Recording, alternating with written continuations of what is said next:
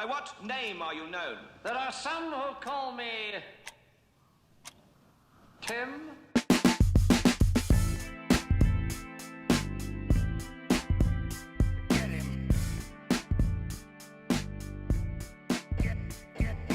Listeners, the only thing worse for you than instant ramen or jarred gravy is unattended mental health. I'm Zach, from Foodball, the podcast for and about humans who cook real food. As an indie podcaster with bipolar disorder, I'm proud to say this show has more value than even whatever the psychological version of Wagyu beef is. Now, sit back and enjoy listening to 20 Tim Minutes with Tim McCarthy. Where the party at? What's going on, guys? Episode 74? I don't know. Hopefully my fans out there know, so no one will know.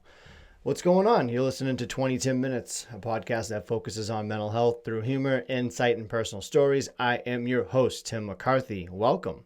Hope you're having a good day.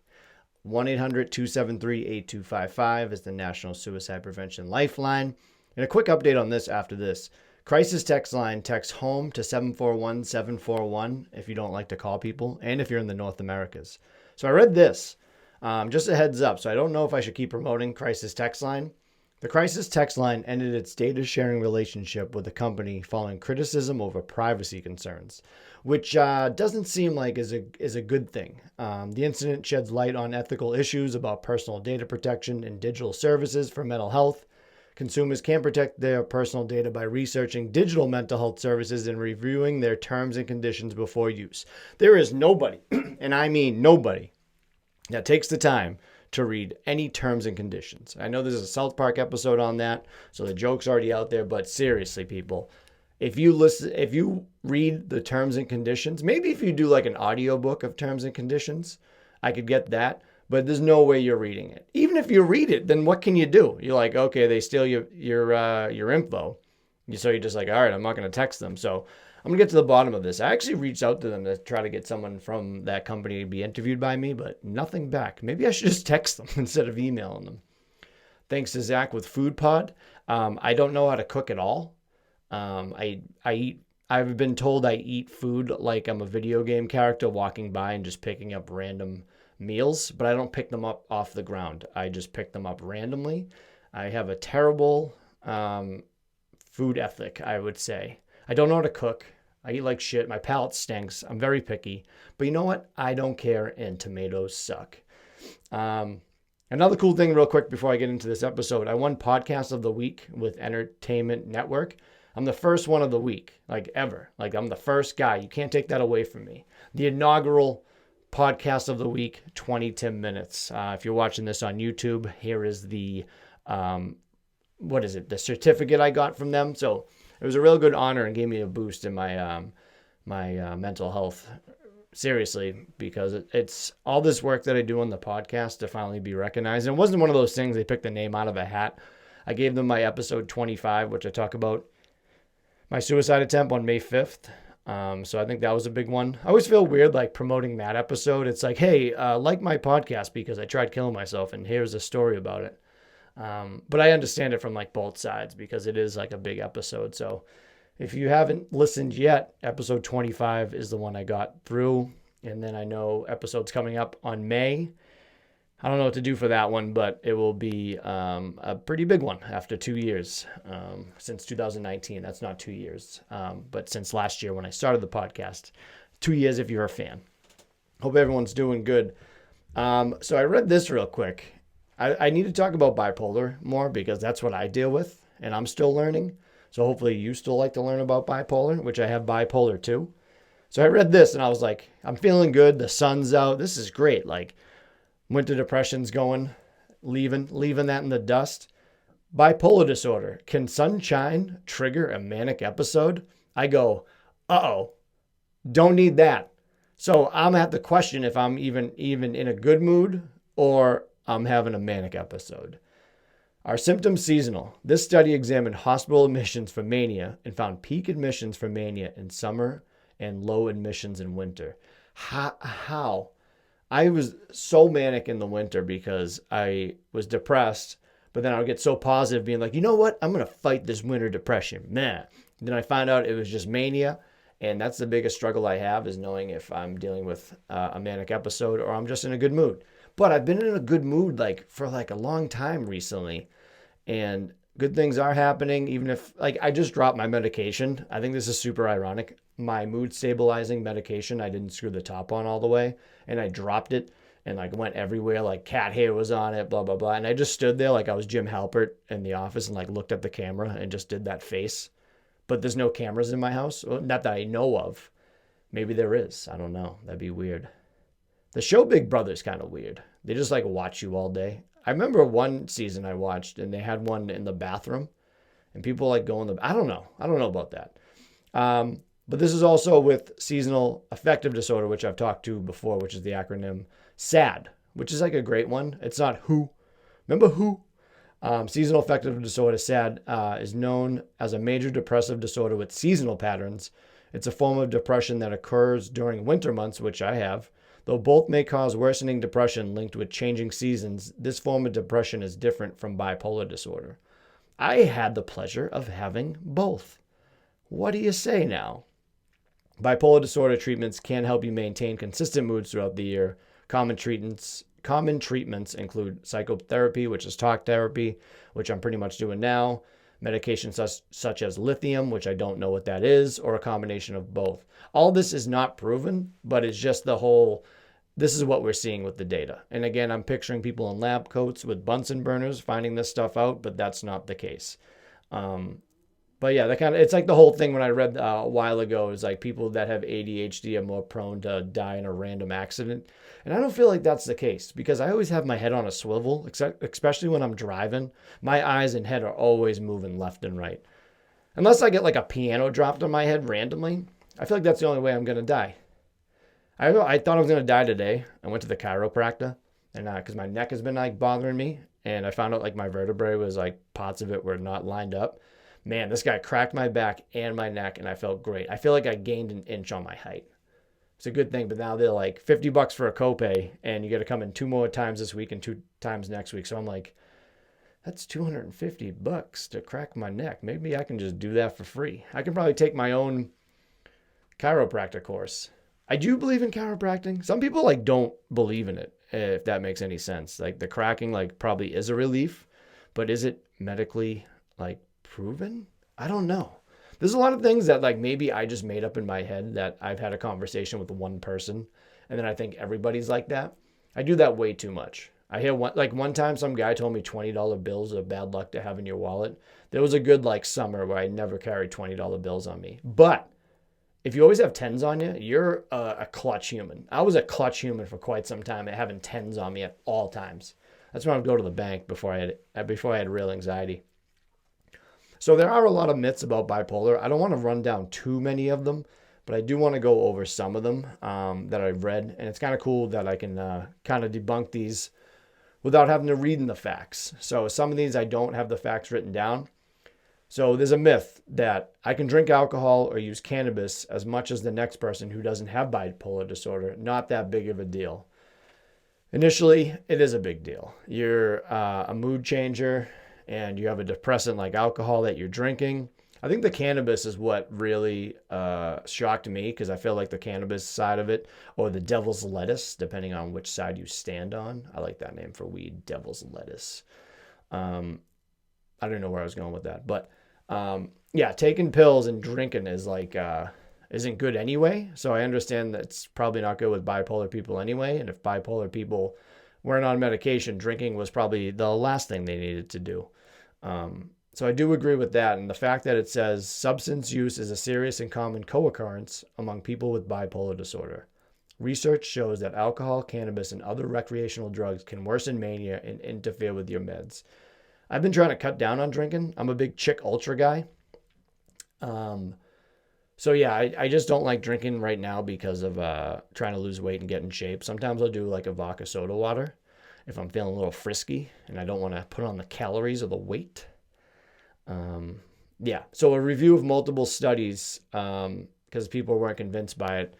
The source found at least 40% of people with bipolar 1 disorder were experiencing substance use disorder, which is SUD, S-U-D. What's up, SUD? substance use disorder during their lifetime. At least 20% of people with bipolar 2 disorder will. An existing SUD can make managing bipolar more difficult, which again, that makes a lot of sense. I feel like you guys will agree with me on this. Here we go. Men with bipolar disorder develop a SUD more often than women with bipolar disorder. Shit. A high rate of manic episodes and suicidal ideation is also linked in an increased risk of SUD. Shit. Certain folks with bipolar disorder are uniquely at risk of an SUD, including veterans and transgender people. You can manage bipolar disorder and also have a healthy and robust social life. Many people use substance to relax or with the hope to calm an episode of mania, hypomania, or hypomanic symptoms down. There are other ways to achieve the same goal, like with self-care and exercise. What do you guys think? I think it's pretty cut and dry that that is all correct. Because, again, alcohol isn't a thing that will cure your sadness or your SUD, substance use disorder. So I found that very interesting, but I do agree in a sense. I feel like the cannabis is different, but maybe it does really affect your mania with these people with lab coats and Bunsen burners. If you're watching this on YouTube, which you should start, I need to promote this more. I'm wearing a kimono, and I'm a big kimono guy. Good guy, local guy, kimono guy. Me and my buddy Duff are going to PAX East this Saturday, and it's a video game convention, and I'm dressing up like a professional wrestler. His name is Super Dragon. And it's a video game convention, but I'm dressed up as a wrestler because that's what I do. And it's mask mandated. Again, whatever side you are on the mandate, I respect it. But I'm wearing a full-fledged mask. So my eyes, head, mouth, nose, everything's going to be blocked. And it's going to be real fun. Do you believe in sex addiction? Sex addiction. I don't know how to talk a lot of the times, and I do apologize for that. I like to take my meds before recording because it puts me in a good mood. But the bad side of it all is my mouth is usually dry as shit. I got that cotton mouth. So what I'm going to do right now, people, is take a quick water break. And that's sponsored by 20 Tim Minutes. There's this thing called hypersexuality that a lot of bipolar people deal with. If you don't know what it is, it's an excessive preoccupation. Jesus Christ, Tim. It's an excessive preoccupation with sexual fantasies. Dude, I don't know. Did someone slip me cannabis? Because I don't know how to speak right now. It's an excessive preoccupation with sexual fantasies, urges, and behaviors that is difficult to control, causes you distress, or negatively affects your health, job, relationships, or other parts of your life. Have you heard about that? I only learned about it from bipolar. I don't say I have it, but I understand it after reading about it. Maybe I have a little bit of it. And again, like we're going to talk about sexuality. If you're a family member like my mom, I'm probably going to say some things you don't want to hear. So maybe you should turn this episode off. The causes of hypersexual behavior are not well understood, which makes sense. However, sex addiction and hypersexuality may sometimes be caused by traumatic experiences, distress, or by mental illness, such as bipolar disorder. Shit. Adults who have been sexually abused as children may display increased sexual behavior. All those symptoms or causes would make a lot of sense. Again, sexual addiction is another one that I had a conversation probably with one person, and they said it wasn't a sexual addiction. So in my head, it's like, oh, there's a lot of people like that. I put a poll on my Instagram account, and everybody said, yes, it's an addiction. When I think of addiction, I always think of like drugs and alcohol, and I don't think about it on that end. So now I have to, because it looks like it is. Like I thought I had a Sprite addiction, but I don't, because I stopped and I don't have hypomania Sprite syndrome, which is HISS, HSS. So some research shows that up to 3% to 6% of people are living with some form of sexual addiction disorder or related disorders. And this condition predominantly affects men. It's always the men. It's always the men. Come on, guys, get it together. People with hypersexuality might exhibit a host of problematic sexual behaviors like consuming porno excessively masturbating, or engaging in sexual activities with a large number of partners, which would be a swinging event, right? Swinging, putting pineapples upside down in your cart, jingling your keys at the restaurant. I know all the tricks. I don't know why I know them. Don't assume anything. I just like to learn about weird shit. The lack of recognition of hypersexuality as a mental disorder has resulted in many people living with the condition with an official diagnosis. But yeah. So personally, 3 to 6% of people living, that's a lot of people. Holy shit. I would say with me, like obviously I masturbate. I watch porn. Do I watch a lot of porn? I don't know. I don't want to say how much I watch because I don't want it to compare, but I'm going to find out if I'm watching way too much. I feel like I have that anxiety of like being aroused that I need to have a release to go with my day. So maybe I have a hint of it, but I'm not like putting pineapples upside down in my cart, if you catch my drift. So there's compulsive sexual behavior, recurring and uncontrollable sexual fantasies, difficulty establishing and maintaining a relationship with other people, especially a romantic partner because of their preoccupation with sex, inability to get your sexual urges under control, continuing to engage in sexual behaviors and activities even if they caused you harm, which I would assume as you had sex with probably a hooker and got syphilis. That's what I would mean. And then you still do it. You're like, I'll be all right. What are the chances of the next one? But there was a myth in here that I read that kind of conflicted with this. Again, difficulty establishing and maintaining a relationship with other people, especially a romantic partner because of their preoccupation with sex. So the myth I read was my bipolar disorder is going to ruin any chance I have at a meaningful relationship. The fact is, while having bipolar disorder can present significant challenges to one's romantic and intimate life, healthy, fulfilling relationships are absolutely possible. Which again, yes, but it's got to be like 50-50. It's got to go one way or the other, right?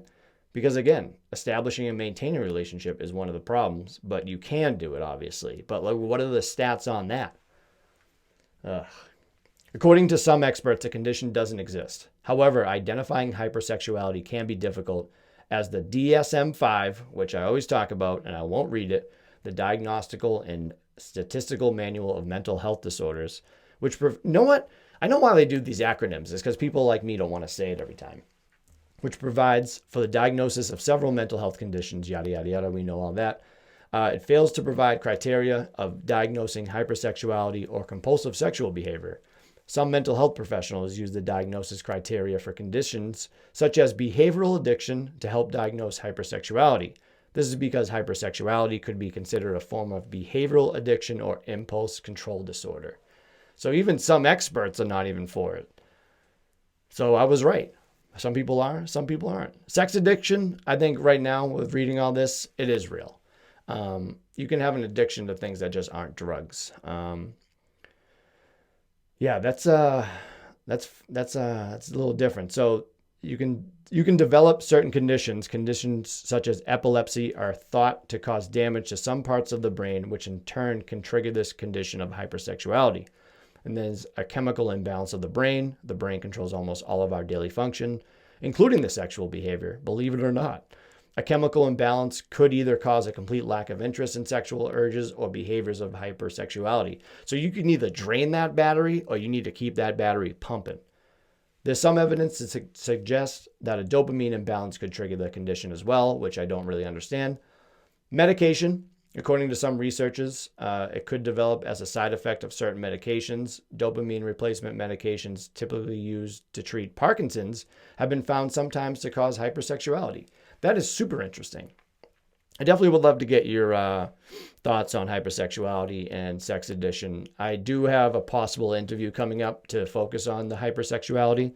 I want to do more Instagram lives. I want to do more videos on YouTube. So please go to youtube.com/2010minutes to follow me on YouTube, and then follow me everywhere else on social media at 2010minutes.com. Let's end with this. 3 things I'm grateful for today. I'm still grateful for Lindsay and the relationship we're maintaining while we're going through a separation. I really appreciate her as a person. I love her to death, and I'm very grateful for her and the relationship we still maintain as friends. I'm also grateful for my friend Duff. We are going to PAX East this Saturday. I think there's something wrong with me today that I can't really speak properly, and it's kind of concerning. I went to the chiropractor today, and they just like cracked me up, not the laughing kind. And I don't know if that like messed up my whole body. I went there because my neck, I can't turn my neck all the way. And they really helped me. Getting the crack was like, yo, this was good. And then for Memorial Day weekend, me and him are going to take a road trip to DC and North Carolina. And then I'm grateful for working overtime. I've been able to get overtime at my work to get some extra money. And extra money is always fun to have. So those are my 3 things I'm grateful for. I thank you for checking in on another episode of 22 Minutes. I do apologize for my stuttering and my voice. I don't know why. I'm a little bit concerned right now. But I love you guys, and have a good one. And we're clear. All right, guys, here's my little fun fact. Jaguars, the animal, not the car, are attracted by Calvin Klein's obsession for men. I wonder how they found that out. You poor bastard. You poor bastard. This podcast is not intended to be a substitute for professional medical advice, diagnosis, or treatment. Always seek the advice of your physician or other qualified health provider with any questions you may have regarding a medical condition. If you are feeling suicidal, please dial 911.